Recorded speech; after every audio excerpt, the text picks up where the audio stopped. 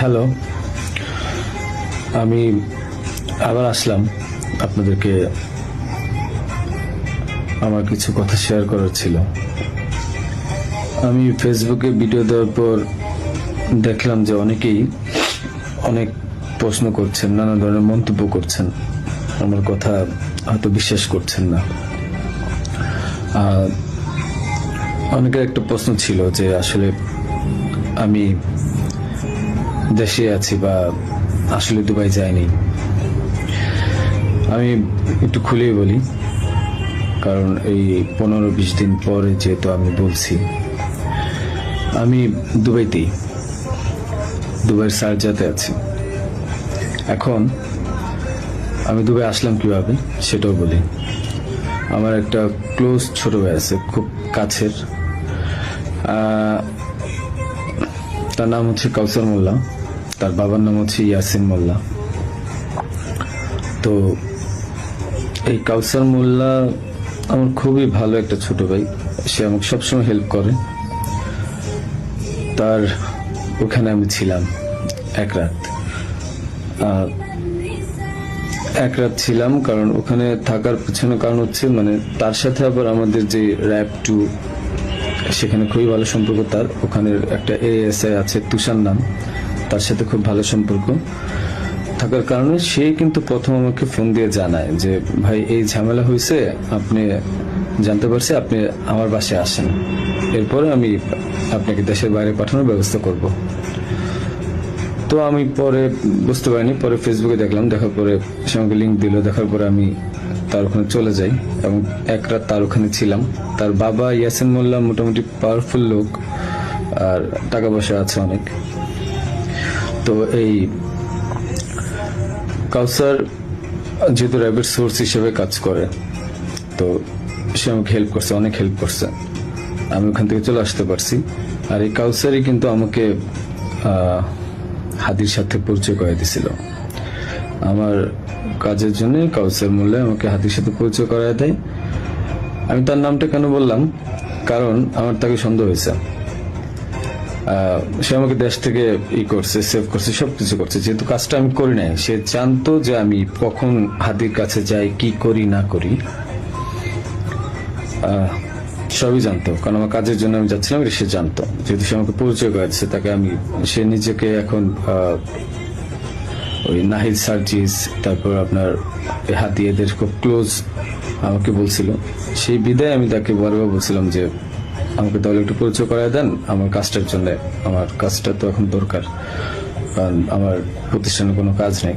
তো সে আমাকে পরিচয় করায় দেয়। কিন্তু যখন সে, আমি জানি না, ওখান থেকে চলে আসার পর, বিদায় নিয়ে চলে আসার পর হাদি গুলি খাইছে এবং সে আমাকে আশ্রয় দিছে এবং সে আমাকে সেফ এক্সিট করে দিছে। আর সে র্যাবের সোর্স হিসেবে কাজ করছে। যখন এগুলো আমি মিলাইলাম, তখন আমার কাছে মনে হলো যে সে অনেক কিছু জানে। তাই আমি তার কথাই বললাম যে আপনারা একটু, আমি বাংলাদেশের পুলিশ প্রশাসনকে বলবো যে আপনারা একটু কাউসার মোল্লা আর তার বাবা ইয়াসিন মোল্লা, এই দুজনকে একটু জিজ্ঞাসাবাদ করবেন যে আসলে মূল ঘটনা কোথায়, আমাকে কেন, আমার মনে হচ্ছে তারা আমাকে ফাঁসাইছে। তো এটা গেল। তাদের সাথে জড়িত প্রাইভেট সোর্স হিসেবে সে কাজ করে, তাদের সাথে জড়িত র্যাব 2 এর তুষার নামে একজন এসআই আছে, আপনার তাকেও জিজ্ঞাসাবাদ করবেন। এখন আমি আরেকটা কথায় আসি। আপনারা বলছেন যে আমি কেন দেশ ছেড়ে চলে গেলাম। আরে ভাই, আমি তো মানুষ, আমি ব্যবসা করে খাওয়া ছেলে। দিন শেষে দেখা যাবে যে আমি দেশে থাকবো, আপনারা আমাকে মব করবেন। তো যেহেতু মবের যুগ চলতেছে এখন, 5ই আগস্টের পর থেকে আপনারা মবের একটা যুগ নিয়ে আসছেন, তো আমি কিভাবে মানে দেশ না ছেড়ে আসি? আর আমাকে তো কালচারই বলছে যে আপনি দেশ ছেড়ে চলে যান, আপনি দেশে থাকলে অনেক ঝামেলা হবে। তো আমি দেশ ছেড়ে চলে আসছি। পরবর্তী জানতে পারছি এই কাউসার র্যাবের সবার সাথে ঘুরে ঘুরে মানে মোটামুটি র্যাবকে ব্যস্ত রাখছে এবং আমার ফ্যামিলিকে সেই মোটামুটি ইনফরমেশন গুলো দিচ্ছে। তো আমি বারবার বলছি যে আপনারা কাউসারকে ধরেন। আমি শিওর এ আমাকে ফাঁসানোর পিছনে অনেক বড় হাত আছে এবং সে জানে যে কাজ কাদের। যেহেতু তার ব্যাকগ্রাউন্ড, আমার ছোট ভাই ভালো সম্পর্ক ছিল, তার ব্যাকগ্রাউন্ড কিন্তু ভালো ছিল না। একটা ভিডিও আমি শেয়ার করব, সে কিছুক্ষণ পরে তারা তো আর্মস ছিল, এই ভিডিওটা আমি শেয়ার করব। এটা আমাকে একজন পাঠাইছে। ওকে, আচ্ছা, এখন আরেকটা প্রশ্ন আপনাদের উত্তর দিই। আমি প্রশ্নগুলো নোট করছি, একটু একটা মিনিট। আচ্ছা, আমার ব্যাংকের যে ট্রানজেকশন, হ্যাঁ, আমার ব্যাংকের যে ট্রানজেকশন, আমি বলি, আমি সরকারি কাজ যেহেতু করি, আমার ব্যাংকের ট্রানজেকশন প্রতি বছর যে টার্নওভার, এই প্রতিটা টার্নওভারের ভ্যাট ট্যাক্স দেওয়া, আমি প্রুফ দেখাই আপনাদেরকে।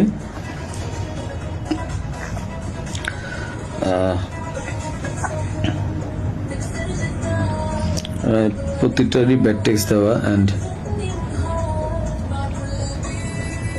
আমি ব্যবসা করি 2010 সাল থেকে, তো আমি ট্যাক্স দেওয়া শুরু করেছি মেবি 14 সাল থেকে। হ্যাঁ, তো ওসব কাগজগুলো নাই, একটা দুইটা বছরের খুঁজে পাইছি। এই যে দেখেন, 2022 সালে আমার 21 লাখ টাকা ট্যাক্স দেওয়া ছিল, এবং 2023 সালে আমার 66 লাখ টাকা, এবং এই বছর কিন্তু আমি 9 লাখ টাকা, ব্যবসা এত ভালো ছিল না, 9 লাখ টাকা আমি ট্যাক্স দিয়েছি।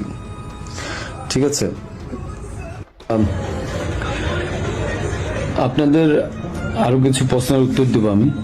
যে আপনারা বলছেন যে আসলে হাদি টাকা নেয় না, হাদি অনেক ভালো মানুষ।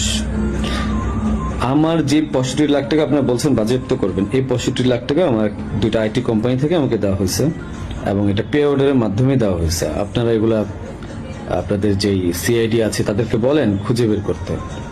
এটা আমার কামাই করা টাকা, তাদের সাথে ব্যবসায়িক ডিল ছিল, বিদায় এই টাকা তা আমাকে দিছে। আর এখন ওই টাকাটা আমি এফডি করে দিছিলাম আমার বাবুর জন্য, আমার ওয়াইফের নামে। ওই টাকাটা আপনারা বাজেয়াপ্ত করতে যাচ্ছেন, করেন, সমস্যা নাই। হাদিকে আমি 5 লাখ টাকা দিয়েছি, তার প্রমাণ হচ্ছে হাদি যখন আমার কাছে টাকা চায়, ঠিক এই টাকার উপরে আমি 5 লাখ টাকা লোন নিয়েছি ব্যাংক থেকে। আমার কাছে যদি ভাই 127 কোটি 218 কোটি টাকা থাকতো, তাহলে আমি কি লোন নিতে যেতাম? আমাকে খুব মিথ্যাভাবে ফাঁসানো হয়েছে। আমি এগুলোর সাথে জড়িত না, বাবা মা জড়িত না।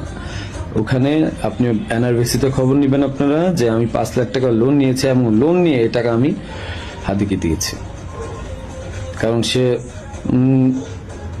আমাকে বলছিল যে ইসের ছাড়া, মানে অ্যাডভান্স ছাড়া সে কাজ করতে পারবে না। আরেকটা কথা, আপনারা বলতেছেন যে জাবের এত ভালো মানুষ, খুব ভালো মানুষ, মহৎ মানুষ, তারা টাকা নেয় না। জাবেরকে জিজ্ঞাসা করবেন, জাবেরকে ধরে এনে জিজ্ঞাসা করবেন যে এই গেঞ্জি বানায় দেওয়ার জন্য, 250 গেঞ্জি বানানোর জন্য কাকে বারবার ফোন দিছে, কার কাছে বারবার টাকা চাইছে। আমি ফয়সাল, আমার কাছে বারবার টাকা চাইছে ওরা। আর তাদেরকে, জাবেরকে আমি প্রথম 10,000 না 5,000 টাকা দিছি, সে বলছে ভাই হাদিয়া দিছে, যে নেন ফয়সাল ভাই। এত সৎ লোক আপনারা। আমাকে যে মিথ্যায় ফাঁসাচ্ছেন, আমি গেছি ভাই কাজের জন্য, বানায় দিচ্ছেন খুনি।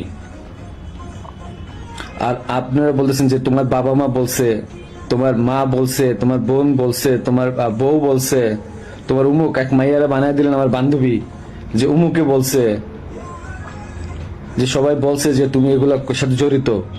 হ্যাঁ, আমি পাগল তো, যে আমি মানুষ মার্ডার করে আমি আমার বাসায় যাব, মানুষ মার্ডার করে আমি আমার বাসায় যাব, যেন 14 গোষ্ঠী ধরতে পারে। মানে আমি এত বড় বোকা, এত বড় পাগল? হ্যাঁ, মানে এটা তো মানুষের কমন সেন্স। আমি কেন বাসায় যাব? আমি একটা মানুষের মার্ডার করছি, আমি তো সোজা এক্সিট নিব, আমি কেন বাসায় যাব? তারপর এই যে আপনারা বলতেছেন যে আমার মা বলছে, বাবা বলছে। আরে ভাই, আমি জেলখানায় খবর নিছি তাদের ওখানে যাওয়ার পর। আমি আমার আত্মীয় স্বজন থেকে জেলখানায় খবর নিছি যে আসলে কি হয়েছে। আমার ওয়াইফ বলছে, আমার বাবা মা সেম একই কথা বলছে, যে তাদেরকে বলা হয়েছে বারবার যে রিমান্ডে যদি 164 না দেন, তাহলে আমরা আবার আপনাদেরকে রিমান্ড আনবো, এবং তখন কিন্তু আমরা টর্চার করব। তাহলে কি করবে যারা জীবনে কোনোদিন প্রথম জেলখানায় গেছে? কি মানে এগুলো কি আপনারা কি পাইছেন? যে আমি ওরা মার্ডার করছি, প্রমাণ কোথায় আপনাদের কাছে যে আমি ওকে মার্ডার করছি? আপনারা কাউসারকে ধরেন, সে আমাকে কেন সেফ এক্সিটের ব্যবস্থা করে দিচ্ছে? সে কেন বারবার আমাকে হেল্প করছে? কেন আমার সাথে হাতের সাথে পরিচয় করে দিচ্ছে?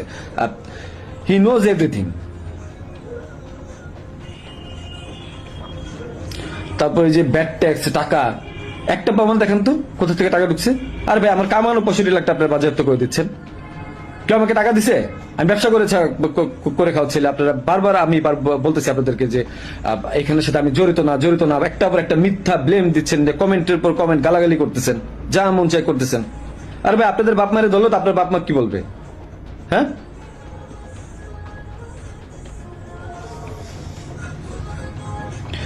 যে আপনাকে জিজ্ঞাসা করেন যে গেঞ্জি কার কাছ থেকে বাঁধিয়েছে, পতাকা কার কাছ থেকে বাঁধতে চাইছে, জিজ্ঞাসা করেন। এই খুনির বিচার হবে। আমাকে ফাঁসানোর চেষ্টা করছেন, করেন, কি করবেন? শাস্তি দিবেন, দেন। বাপ মাকে তারা তো কিছু করে নাই। হ্যাঁ, পুলিশ সব জানে। কোয়া থেকে পিস্তল উদ্ধার করছেন, আমার শ্যালকরা ফাঁসায় নিয়ে গেছে, কোথা থেকে পিস্তল উদ্ধার করে নিয়ে আসছে না? যা মন চায় পুকুর থেকে পিস্তল উদ্ধার করে নিয়ে আসছে। মানে এগুলা কি মানে ফাইজলামি? হ্যাঁ, আমার বোনের পাশে পিস্তল পাইছেন, গুলি পাইছেন। এই গুলি পিস্তল আপনারা বলতেছেন বারবার যে তার পাশে চিপ। আরে ভাই ওই জায়গার মধ্যে মোবাইল ফালাই দিছিল, ওই জায়গায় আমার মোবাইল ফালাইছে। ওই মোবাইল আনতে গেছে, ওইটা বানাইছে গুলি পিস্তলের জায়গা না? বাসা থেকে কারো কাছ থেকে পাইছেন? কারো বডি রিকভারি পাইছেন আপনারা?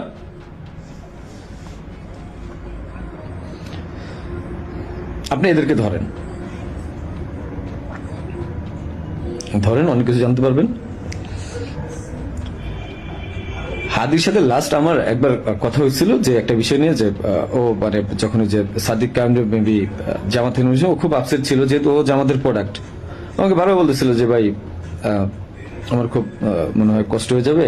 তা আমি ওরা বলছিলাম ফাইজলাম করে যে মির্জা আব্বাস ভাই তো খুবই ভালো মানুষ, ওনার কাছে যান, উনি আসলেই ভালো মানুষ, ভাই তো ভালো মানুষ। হাদি নিজেও বলছে যে মির্জা আব্বাস ভাইয়ের কাছে যান, উনি ভালো মানুষ, ওনার কাছ থেকে আপনি যে 2-4 কোটি টাকা নিয়ে আপনি নির্বাচনটা বাদ দিয়ে দেন। এটা আমি একবার ফাইজলাম করতেই বলছি।